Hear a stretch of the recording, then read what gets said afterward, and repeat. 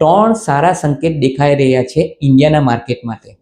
એક, નાસ્ડેકમાં ગિરાવટ ચાલુ થઈ ગઈ છે. બીજું, ત્યાંના બોન્ડ yield પણ નીચે જઈ રહ્યા છે. અને ત્રીજું, ડોલર ડેપ્રિશિએટ થઈ રહ્યો છે 6 મેજર કરન્સીની સામે, જે આપણે આ ડિવાઇસ ઇન્ડેક્સથી જાણી શકીએ છીએ. 108 રૂપિયા પર ટ્રેડ કરતો ડોલર આજે 102ની આસપાસ ટ્રેડિંગ કરતો દેખાઈ રહ્યો છે. અને માનવામાં એમ આવે છે કે આ ડોલરનું ટ્રેડ જો 100ની આસપાસ થશે તો યકીન માનજો દોસ્તો, ફોરેન ઇન્વેસ્ટર્સ આપણા ભારત દેશમાં પાછા જબરજસ્ત રીતે આવશે. પણ એક બુરી ખબર એ છે કે નાસ્ડેકમાં ગિરાવટ આવી રહી છે. નાસ્ડેકની ગિરાવટ એ બુરી ન્યૂઝ કરતાં સારી ન્યૂઝ વધારે છે આપણા માટે. કારણ કે નાસ્ડેક જેમ જેમ નીચે જશે તેમ તેમ ત્યાંનો ટ્રેલિંગ રિટર્ન ઓછો જશે અને આપણો ટ્રેલિંગ રિટર્ન વધી જશે. અને ઇન્વેસ્ટર ત્યાં જ ઇન્વેસ્ટમેન્ટ કરશે જ્યાં ટ્રેલિંગ રિટર્ન વધારે હોય. આ બધી ન્યૂઝ સારી હોવા છતાં માર્કેટ પ્રતિક્રિયા કેમ નથી આપી રહ્યું, તો આપણે સમજીએ. સાયકોલોજીમાં એક વર્ડ છે શોક સાયકલ. શોક સાયકલ એ રીતે કામ કરે છે, જેમ કે ડિસેમ્બર 2019માં તમને યાદ હોય તો કોરોનાનો વાયરસ પહેલી વાર ચીનના લેબોરેટરીમાંથી નીકળી ગયો હતો. એ ન્યૂઝ આપણને મળે છે ડિસેમ્બર 2019માં. પણ માર્કેટ એની પ્રતિક્રિયા આપે છે માર્ચ 2020માં.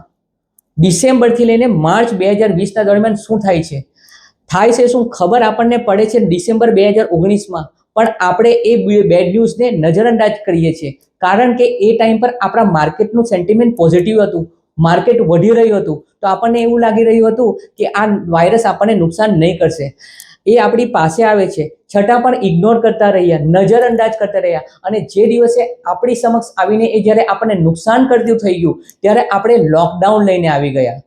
તો શું સમજ્યા? જ્યારે એ વસ્તુ બને છે ડિસેમ્બરમાં અને આપણે રિએક્શન્સ આપીએ છીએ માર્ચ 2020 પછી, અને માર્કેટની ગિરાવટ દર થાય છે 25થી 26%. સેમ વસ્તુ રિવર્સમાં પણ શોક સાયકલ આ જ રીતે કામ કરે છે. આજે આપણી પાસે બહુ સારી ન્યૂઝ છે, જેમ કે હિન્દુસ્તાનના બજાર માટે સારી ન્યૂઝ એ બની રહી છે કે આપણા બેંક રેટ ઓછા થઈ રહ્યા છે, ક્રૂડ ઓઇલ આપણને સસ્તામાં મળી રહ્યું છે, ઇન્ફ્લેશન આપણા કંટ્રોલમાં છે, બોન્ડ yield આપણી નીચે જઈ રહી છે, ડોલર પહેલાના મુકાબલામાં કમજોર બની રહ્યું છે, અને માર્કેટનું વેલ્યુશન્સ 10 વર્ષથી નીચેના વેલ્યુશન્સ પર ટ્રેડ થઈ રહ્યો છે. અને છેલ્લું, દુનિયામાં વાત ચાલી રહી છે રેસિશનની, મંદીની. તો યાદ રાખજો દોસ્તો, ભારત વેચવા કરતાં ખરીદારી વધારે કરે છે.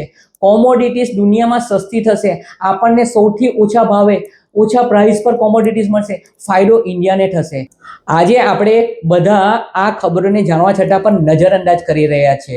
અને એક દિવસ આવશે જ્યારે માર્કેટ વધશે ત્યારે આપણે ઢીંઢોરા લઈને પીટીશું કે ભાઈ હિન્દુસ્તાનના માટે આટલી સારી ખબરો આવી રહી છે.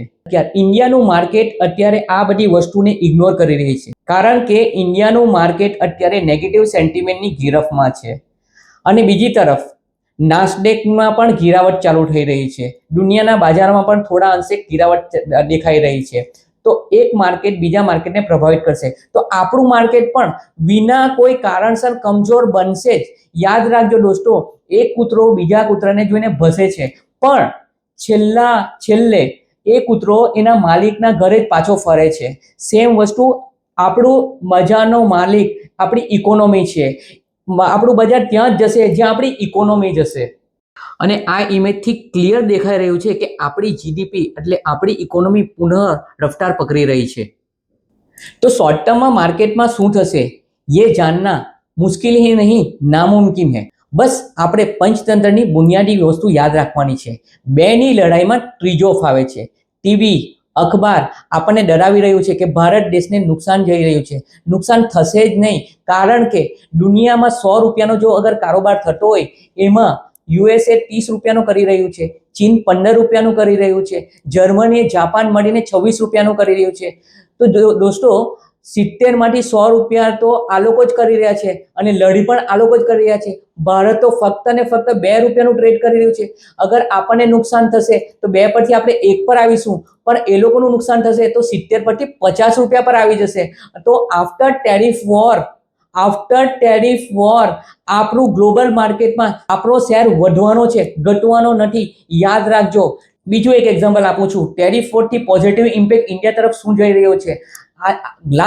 લાસ્ટ ફેબ્રુઆરીમાં યુરોપિયન યુનિયનનું 21 કેબિનેટ મંડળ આપણે ઇન્ડિયાની વિઝિટ કરે છે બિઝનેસ ડીલ માટે. That's the biggest positive impact on Indian economy. Sir યકીન માनिए, T for tariff, T for Trump और टी फॉर टेंशन ने छोड़ीने टी फॉर ट्रस्ट રાખજો ઇન્ડિયન ઇકોનોમી પર અને ભારતના માર્કેટ પર. જય હિન્દ, નમસ્કાર.